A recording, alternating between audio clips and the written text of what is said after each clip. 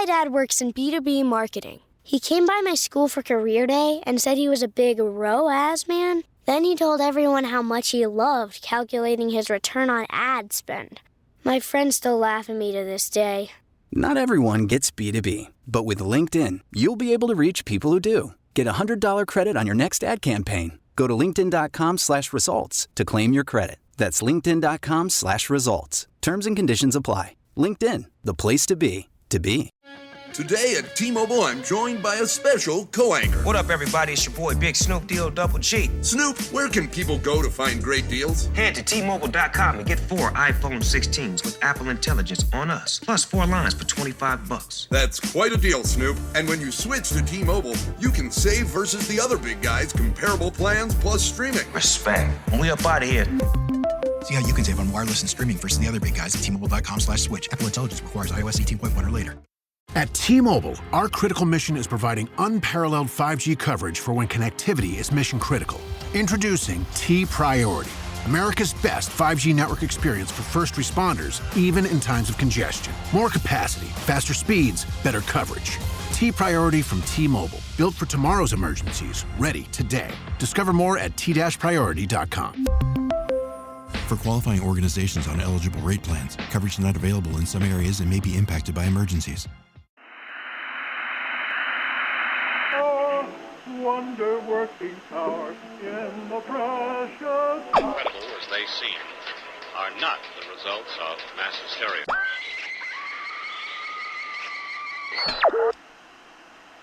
You may wish to adjust the dial. You're currently tuned into the wrong station.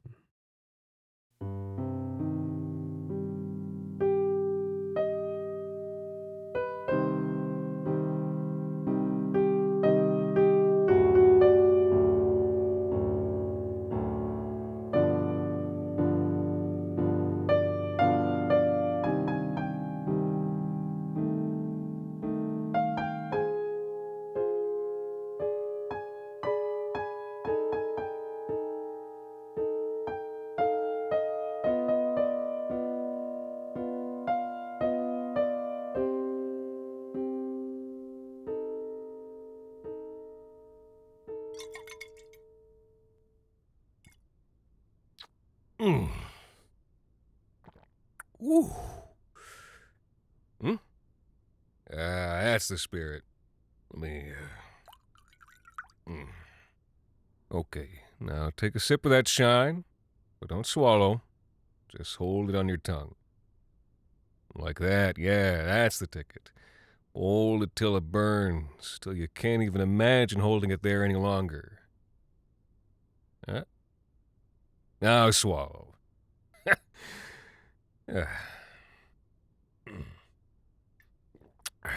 Just a little ceremony to summon the story, bring it to life. Now, close your eyes and listen. You can see him in your mind's eye, can't you? He's the first thing that comes up out of the darkness of your eyelids, like he's been waiting for you to invite him. He's an old, tough son of a bitch, thick denim overalls, a filthy, sweat-stained shirt. His rifle is within arm's reach, as it always is past sundown. These British Columbia nights, black as a cougar's throat and twice as hungry. And this fella, our boy, he's twice as hungry as that. Kind of hunger that eats you up from the inside. It all started when he joined up with that crew of prospectors heading southwest to California. When they'd left, it had been 1853, and it seemed like the gold would never run dry. When they arrived, it was 1855, and it was like the gold rush that never even happened. Many of those fellows stayed down there, made a life for themselves. Some of them, too ashamed to go back empty-handed after all the promises and prognostication, ate a bullet. But our boy, no, he chose a different path. North. Another group of prospectors had heard the first trickle of news from British Columbia, and the news was more gold. Well, our boy didn't wait for permission. Didn't even stop to figure out where British Columbia was. Didn't even stop to dust off his boots. There's a lot of kinds of men who take up prospecting, but not many men who take up prospecting twice. First time is usually on account of optimism. The second time, because you're mad someone else got what you didn't. This group of prospectors was all second-timers. Some of them came to California too late, like our boy. Some of them picked a bad spot to prospect. Some of them just had a jealousy for gold. All of them were angry, tight-lipped, prone to betrayal. Our boy fit in nice. Counting him, it was 13 pairs of boots beating up the California coast of Canada. By the time they'd arrived in the Fraser Canyon, his boots had been on the road for over 3 years without a rest. You can picture the moment they climbed up over the Great Gray Ridge, bigger than anything he'd seen, but still not more than a foothill of the coast mountains. Below them, the grass and trees waving in the breeze, catching the evening light and scattering it around the valley. Green. All of it green. The whole thing glittering like an emerald. He and the other men stood looking down at this shining beacon. And not a one of them liked it. They set their camp in the woods halfway up the escarpment. A nice clearing, just like this one, filled with dappled gold sunlight and soft brown pine needles for sleeping on. A clutch of serviceberry trees grew tall just a few 100 feet away, supplying them with endless bushels of dark purple fruit, sweet as pie. And not a one of them liked it. Just a half-day's walk away, the Fraser River flowed bright blue to the south and red to the north as spawning sockeye salmon powered their way upstream. How easy it was to pluck those massive fish from the waters, to smoke their pink flesh over a campfire. And still, not a one of them liked it. Why? Well, you know why. And so did he. He's a prospector. He's not here to sightsee. He's here to make good on a promise he made to himself. The promise to be rich. So the group of men pitched their tents, choked down their salmon dinner and berry dessert, and turned their backs on the sunset in order that they might get some sleep. The days are long in Fraser Canyon, but no days long enough for a man on a mission. They would be awake at dawn to begin their work. Before bed, each man took a belt of their precious whiskey and let it sit on their tongue nice and long. It was the only thing they savored. They were awoken in the pre-dawn light by the sound of a nearby rustling. Our boy moved quick, rolling over to where he'd stashed his rifle and pulling the stock to his shoulder in one smooth movement. He leveled the barrel to the source of the sound. His eyes narrowed. What looked like a giant ball of hair. An ape, or perhaps merely a small bear, was digging through their supplies. "Get!" our boy yelled. The creature yelped and spun till he was looking our boy dead in the face. And it wasn't an ape or hairball or bear. It was a man, filthy and naked, aside from a long mane of beard and hair that reached down past his groin. His arms and legs were lanky, with a narrow sort of strength to the muscles, like they were made of balling wire and close to breaking point. His eyes were icy and clear, irises the color of cold water. But there were no sense in them, not a scrap of cognition to be found. Between the filth and the hair, there was no telling his age. By now the other men were awake, blearily watching this standoff unfold as they scraped around for their own clothing and weapons. Our boy cocked his rifle nice and deliberate. The man didn't react, acted as if he'd never seen a gun before. "Mister, if you ain't gone by the time I count to 3, you'll be gone before I make it to 4. The man made no sound, seemed to not understand the words. But he understood the tone. Before our boy had time to say 1, he was off and running. He clambered smooth and sure-footed, like a monkey, and it was less than a moment before he was lost to sight in the underbrush. From that night on, the men would take it in turns, sit and watch around the dying campfire. a rifle on their laps. But the hermit never returned at night. Daytime, however, was a different story. The next week passed easy enough. The men began to carve away the escarpment with their explosives and pickaxes. It was difficult work, made simple by the lack of interest they had in one another. They dug with the cold familiarity of cogs within a pocket watch, an exacting, careful movement of intersecting parts. But no camaraderie. Not like you and I.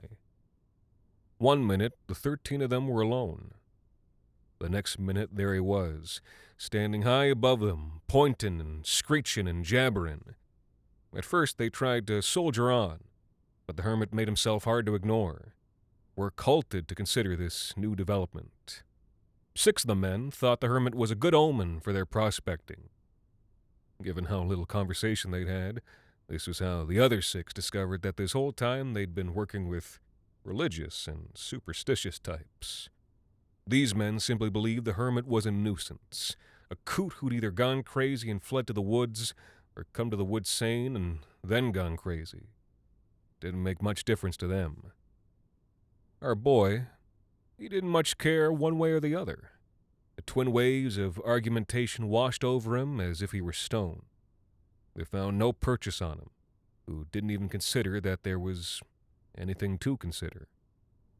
As the argument reached minute 5 and the hermit continued to distract, our boy picked up his rifle and shot the tree next to the hermit. Well, the hermit nearly lost his footing, and when he regained it, it was just so he could take off sprinting across the thick, crisscrossing branches above their heads. The men stopped arguing soon after and set their minds to compromisation, agreeing that even if the hermit was a good omen, he could be a good omen away from the work. They didn't need him mucking up the operation. So day in, day out, the hermit would arrive at the work site, but cowed by the gunshot, he would take up a further away position, far enough to be ignored. He still jabbered at them from the trees, scampered on hands and feet with his member exposed and hanging like a clutch of wild grapes. Sometimes he would throw stones at him. The men would laugh and throw him back, or on days when they were tired of his antics or days when the work was most frustrating, they'd shoot at him with their rifles, missing on purpose, but also daring each other to actually finish the job. The explosion of the bullet would raise all the birds into the sky and send the hermit back into the woods, shrieking as he went. And they never did know where he went, only that he would be gone for at least a day, and that was good enough for them. Meantime, our boy is getting mighty frustrated. Why? Well, they'd run out of explosives, and now one of the men had just returned from the nearest town with a resupply, a 2-week journey. He reported that the once sleepy hamlet was now full to the brim with prospectors, gold dealers, smugglers, prostitutes, and all the others who come and seek their fortune when the gold rush comes to town. And it had. The man said the gold was overflowing in that little town. Everywhere you looked, a nugget was changing hands. Little packets of gold dust bought a round of drinks for everyone at the bar. But this unexpected richness had caused a fierce inflation. No explosives could be had for less than a king's ransom. If they wished to further their work, it would be reliant on their hands from then on. It seemed that everyone else was getting lucky, but our boy and all those men hadn't still not seen a single sliver of gold. Maybe this claim they'd spent all their money on was a bust. Sour faces and unkind words were thrown around that worksite. The whole situation came to a slow boil like a pot on a campfire, till the steel lid is rattling around, something awful from the steam. One of the men, Boone was his name, if I reckon truly, finally frothed over. He shouted some slurs, made some unholy vows, and then stormed off into the woods. The other men returned to an uneasy silence, considering the particulars of the situation. Until, from somewhere in the woods, Boone screamed. A scream that was cut short, quick as a lit fuse, the prospectors raced into the woods. But it was our boy who found Boone laying in a bed of ferns, with the hermit on top of him.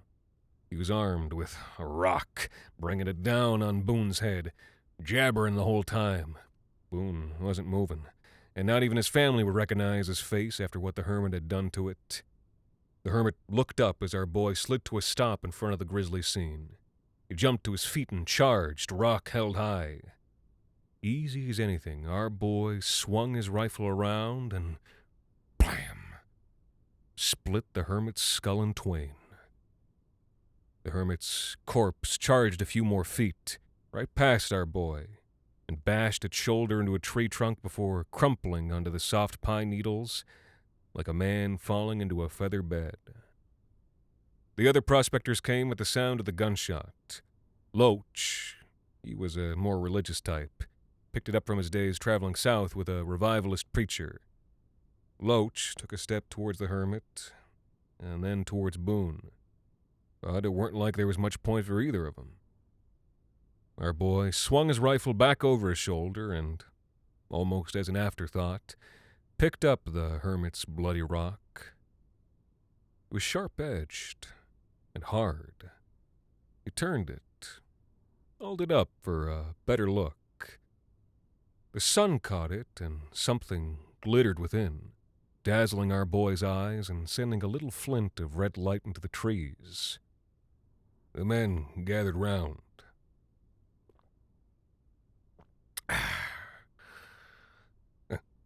I know what you're thinking. It wasn't gold. No. It was a diamond. A diamond the size of my fist right here. The men stared at it, and you might think that they were overwhelmed by its beauty. And maybe they were, for a moment. But by the time they'd looked from the diamond and then back at each other, each man only had one thing on their evil mind: how to kill the others and take the diamond for themselves. Not our boy, though. I mean, sure, he had the act of murder still steaming in his heart. Just ask the hermit. But no, our boy had another thought altogether. Prospectors have a sixth sense about all those hard things that the good Lord decided to put in the earth. Our boy read something into that diamond, something that you nor I have the knowledge of. Then he went off and looked at all the rocks nearby. He read those rocks like a dime store novel and knew, just knew that this hermit wasn't just sitting on one diamond. He was sitting on an entire diamond mine. And so the search began. The hermit moved fast through those woods, much faster than them, and our boy guessed the hermit covered in one day what would take them 3, which meant our boy needed help. Our boy didn't like that. Didn't like the fact that he had to let the other men in on his reckonings about the diamond mine. Didn't like the idea of a crazy old hermit humiliating him. Whenever he thought about it, he would find a beautiful tree and tell himself, that's the hermit's favorite tree, and then he'd spit on it. Eventually, their search took them over the line and into the adjoining gold claim, which they did not own. The men moved quietly then. They traveled as a group, keeping suspicious eyes peeled for the telltale rocks would cradle diamonds. They would not let each other out of sight, too scared that one might try to run off with the entire haul. Finally, our boy found himself in the shadow of a great stone, seeking its narrow sliver of shadow as shelter from the midday sun. As the sun crested over the stone, the shadow vanished, and light poured over the edge, and suddenly the ground was aflame with dazzling brightness. All the men were soon upon him, shuffling around the base of the great stone, brushing away the pine needles to discover a diamond-studded path. As the men argued how best to pull up the diamonds, our boy circled to find and noticed a fissure in the great stone. The other men stood off to the side, and none noticed as he crouched down and pulled himself lickety-split into the crevice. It was dark, pure dark, the kind of dark it must be right inside the earth. It was also hot and stuffy, for the stone had been baking in the heat of the day. There was enough space to stand, so he straightened up and stretched his arms till he made contact with the wall. In spite of the heat, our boy lit a match to see what there was to see. And all around him, reflections of his tiny, shuddering light winked back at him. Our boy stood there, glassy-eyed, taking it in. He didn't know what to do, so he spat. The sound of his saliva rang out like a spittoon. The whole inside of the stone was a diamond. The match guttered out and he lit another one, half expecting the diamond to have disappeared. But no, there it was again. And this time our boy noticed a tattered fur blanket next to an iron pot sitting on some ashes. So this was where the hermit had lived. He stepped back to admire his find. A hollow clatter filled the air as his boots knocked something on the ground. Another match revealed a pile of deer bones, dozens of them. The hermit must have been a better hunter than he looked. Our boy slithered his way back out of the stone to find 11 pairs of boots waiting for him. "So," said one of the other men, "what you find in there?" It wasn't a real question, of course, and it didn't matter that our boy had found it first. It didn't matter that the search was his idea. Heck, it didn't even matter that it wasn't on their claim. The men agreed that it belonged to each of them, that it would be split evenly. Oh, here comes the north wind. Why don't you take another sip of that whiskey? Let it sit on your tongue again. Oh, just like that. That's what the men did that night, savoring their last putrid spirits, imagining it as the finest champagne, for that is what they knew they'd be drinking once this labor was through. Yes, the men celebrated that night. They drank, they sang, they brought the hermit's corpse from the woods and waltzed with it, kissed it, drowned the maggots in its throat with whiskey. And when they were done, they took it to the edge of the ridge, and together they threw the body away, blotting out the stars as it arced up and out until it disappeared down the mountain. And as they celebrated, they plotted, each of them skilled in the sort of violence that comes natural to men who believe that something is theirs and theirs alone. None of them slept, just 12 pairs of eyes glittering in the night, the eyes of predators. The men set out the next morning. Their first attempts to mine the great stone did not go as planned. Without dynamite, the prospectors had only their pickaxes, and they hardly had room to swing them inside the stone. Worse yet, their tools rebounded from the blows, leaving their hands shaking and only the smallest white mark as you might find on a schoolhouse chalkboard. Each blow rang with such clatter as to leave a man deaf. More than one prospector left that night with blood dripping from his earlobes. And still, they dislodged not a single crystal. So the men sat around the fire all night, thinking. Not a one of them was willing to sleep, for fear the others would kill him, or worse. The nastiest among them, a man by the name of Lionel, had crafted himself up a pretty little plan. He could kill. He certainly had killed. But a murder in these conditions could not be a blatant thing. Openly shooting a man would bring a storm of bullets in response.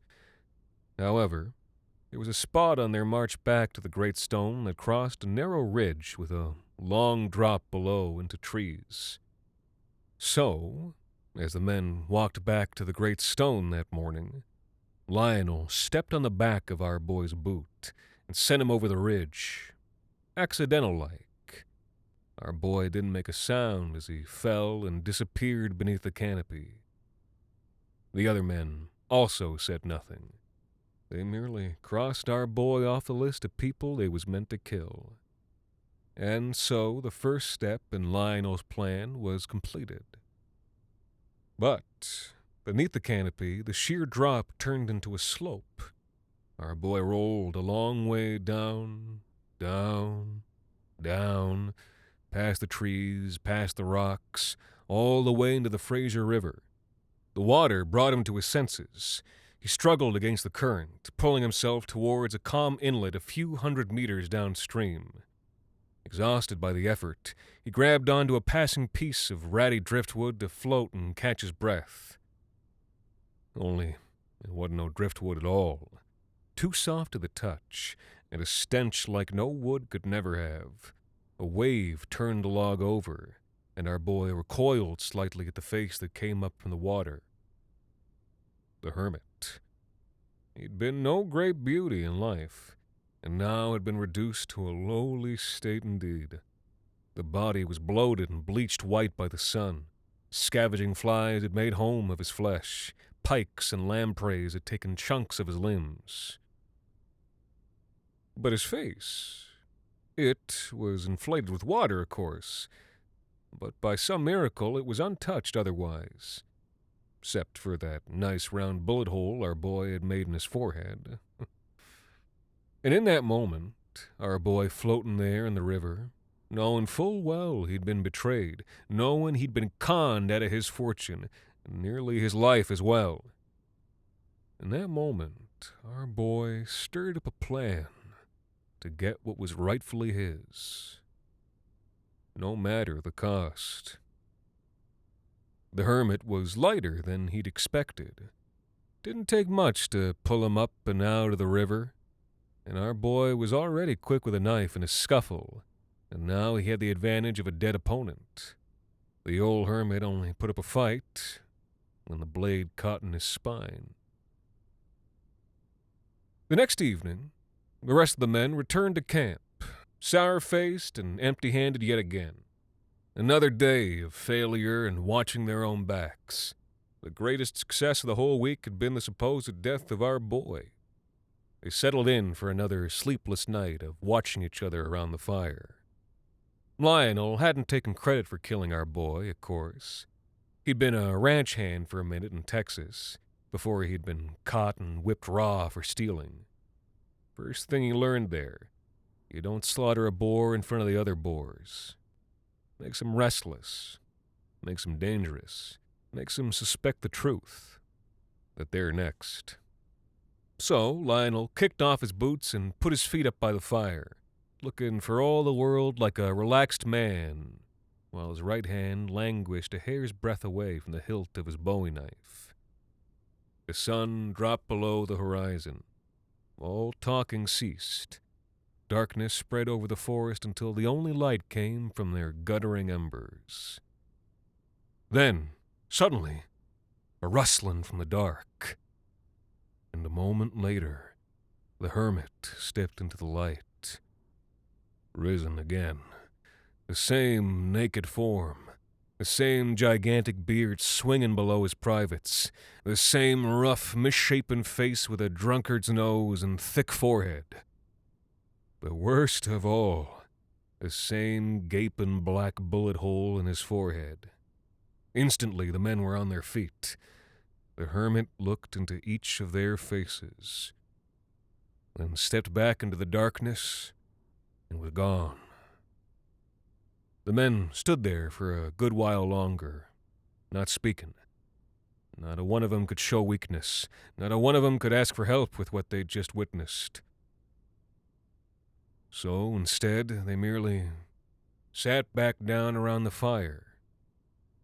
They sat and waited till morning. At sunrise, one of them attempted to go back to town. It wasn't to bring anyone back or to spread the news of their discovery and collect a finder's fee. No, he was just spooked. But the other men didn't believe him. How could they? He was saying a lie they'd all practiced to themselves the night before.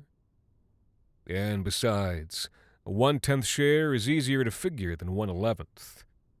So, they shot him dead.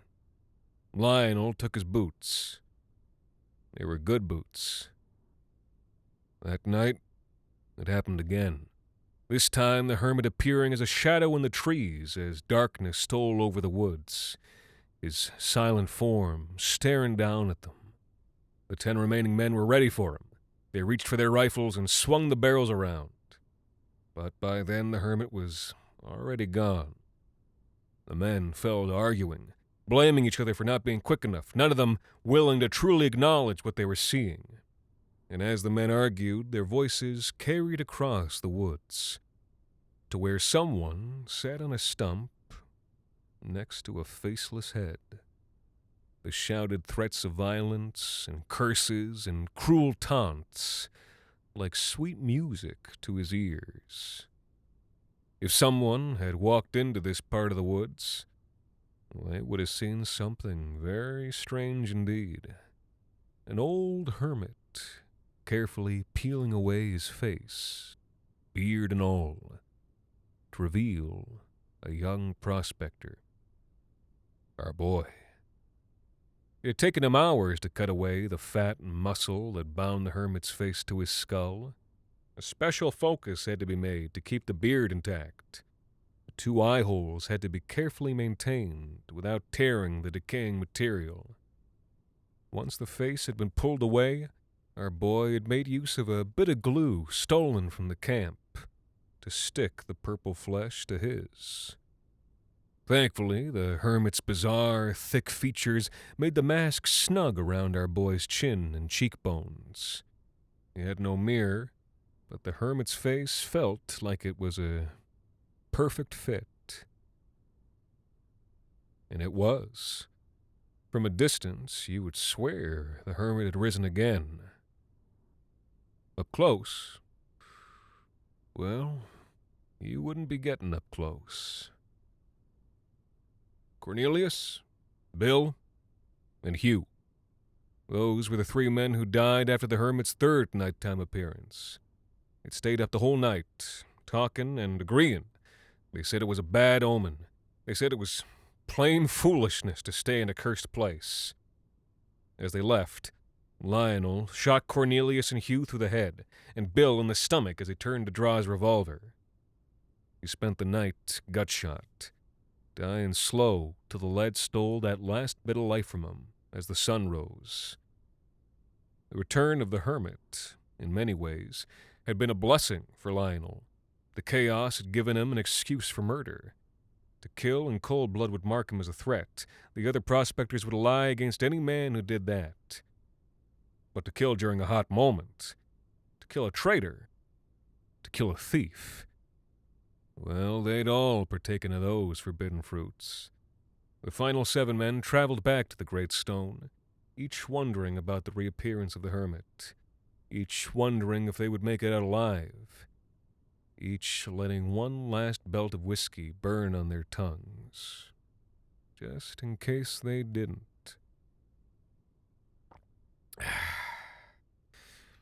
The sun set over the purple mountains, spraying greens, oranges, and reds across the sky. But our boy wasn't looking at the beauty of God's creation. He was looking at the hermit's faceless skull, bobbing up and down in his large metal pot. Tonight was to be the night that our boy took the prize for himself. Only one problem. In his zeal, he'd run out of the adhesive for the hermit's face. Now, he couldn't risk attaching the face in another way. If it slipped off, even for a moment, the entire plan would go awry. So, he'd spent the day building a cooking fire, hidden downwind. The hermit's skull, still hung with muscle and viscera, glistened in the pot, gently rising and falling with the boiling liquid. It stared right at our boy. He prodded at it with his stick, and the skull's empty eyes slowly turned to look out at the Fraser Valley. His jaw unclenched. Heck, he didn't even realize he'd clenched it. A short while later, the tendons that laced the hermit's skull had unraveled into the pot. A short while after that, and our boy had removed the now white and naked skull and placed it on the hillside where it sloughed off clouds of steam into the open air. Our boy's ears perked up as the sound of gunshots echoed across the valley and back again. The corners of his mouth twitched upwards. Each body that fell made his job just that much easier. He went back to his pot and stirred. A little while later, and a thick yellow glue burped and bubbled over the campfire. Our boy let it cool till he could put it on the back of his wrist. By then, night had almost entirely fallen. He had to hurry. He slathered his face in the hermit glue and fit his gory mask on top. It worked like a charm. The glue stuck so well that he didn't even stop to adjust the face as he raced through the woods. Things had not gone entirely to plan. The 7 men were now 4. The hardness of the diamonds had ravaged their tools. 3 more dead after a scuffle over the last unbroken pickaxe handle. 1 had shot the other 2, and Lionel had shot the 1. The bodies lay around the outskirts of the campfire, heads thrown back and mouths already filled with busy flies and darkling beetles. Lionel slept among the bodies, looking as dead as them. A slight breeze stirred him to wakefulness. He opened his eyes. Squatting over him was the hermit. Lionel reached back for his knife, but found an empty belt. He looked to the other men, but even from this distance he could see the long, deep smiles the hermit had carved into their throats. The hermit brought down the bowie knife, burying it deep in Lionel's chest, and Lionel had just enough time to wonder why a ghost would need a blade before he died. Our boy stood then, naked in front of the blazing campfire, feeling the wet blood dry on his hands. He took a belt from one of the dead men's hip flasks. The hot whiskey passed through the hermit's lips before it passed through his. He let it sit on his tongue, let it burn like the fire. And when he slept that night, next to Lionel's corpse, surrounded by the dead, wearing a dead man's face, it was without dreams. A dead man's sleep.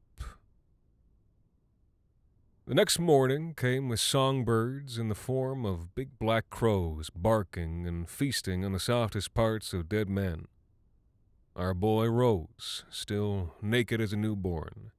The blood on his hands and arms was crusted brown, like filth on your boots. A tickling sensation at his navel made him jump. He was still wearing the hermit's face, and his long, prickly beard hung dense as a thicket at his midsection. Our boy wrinkled his nose. Disgusting, dirty business it had been. But it was over now. So he grabbed 2 fistfuls of that filthy hermit beard and tugged it off.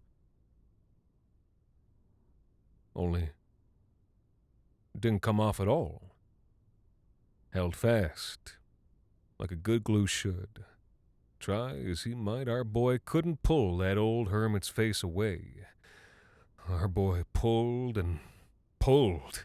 He restarted the fire and brought his face close to the flames, close enough to burn, just to melt the glue.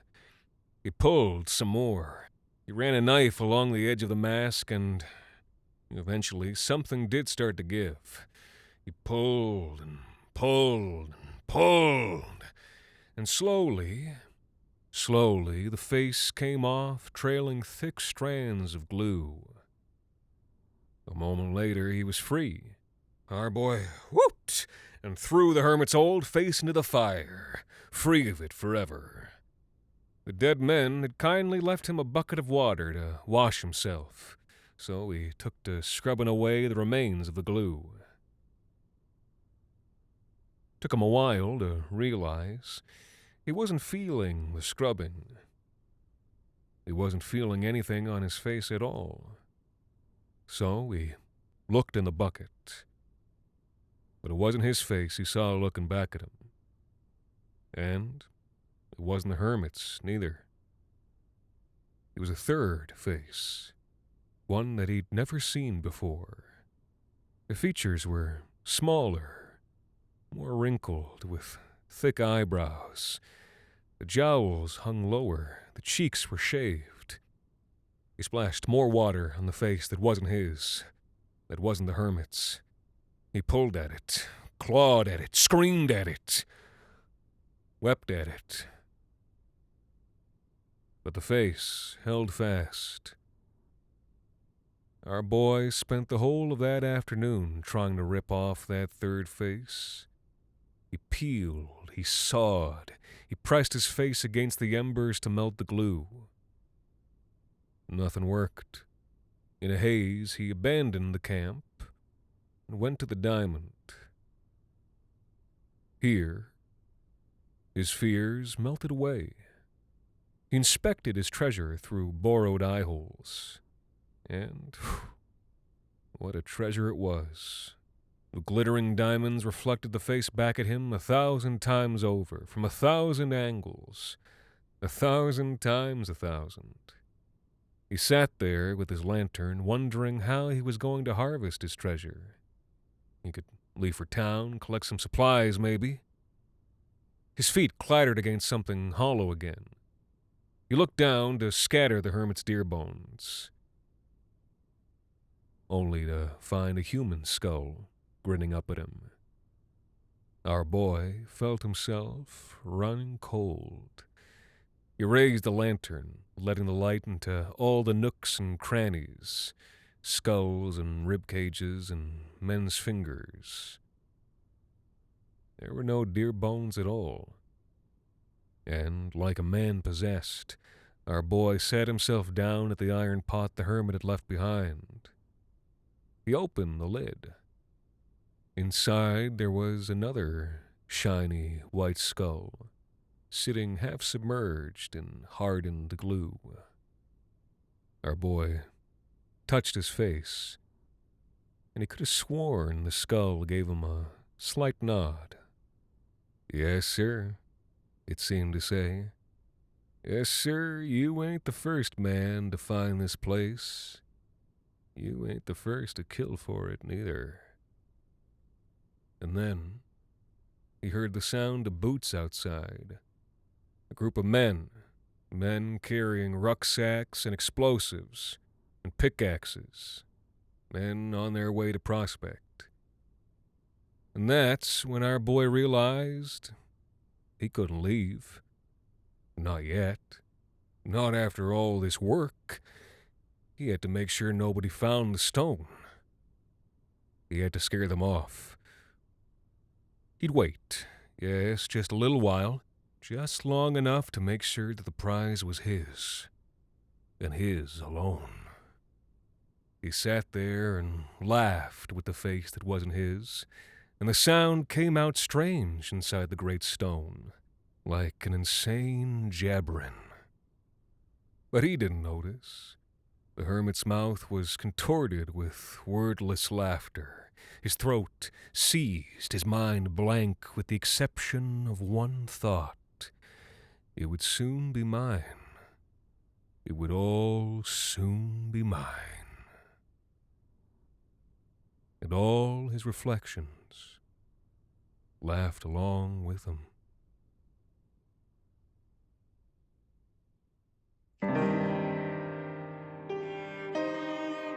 The Wrong Station is made possible with the generous support of our listeners on Patreon. Visit today at patreon.com/thewrongstation. You can also support us by leaving a rating and review on iTunes, Spotify, or wherever it is you tune into the show. This week's episode, Hermits, was written by Jacob Duarte Spiel and performed by Anthony Botello. Thank you to Miles Ellis, Melissa, Evan Biller, Janine Schuch, Elizabeth Page Carlisle, Angel of Cake, Lady Gray, Elysian Valleys, Shh, just listen, and Happy Trooper 6 for helping us keep the lights, well, off. The Wrong Station is co-produced by Alexander Saxton, Anthony Botello, and Jacob Duarte Spiel, with music composed and performed by Alon Citron and arranged for the viola and performed by Viola Schmidt. You can follow The Wrong Station on social media at The Wrong Station and email us at thewrongstation@gmail.com. And until next time, thank you for listening.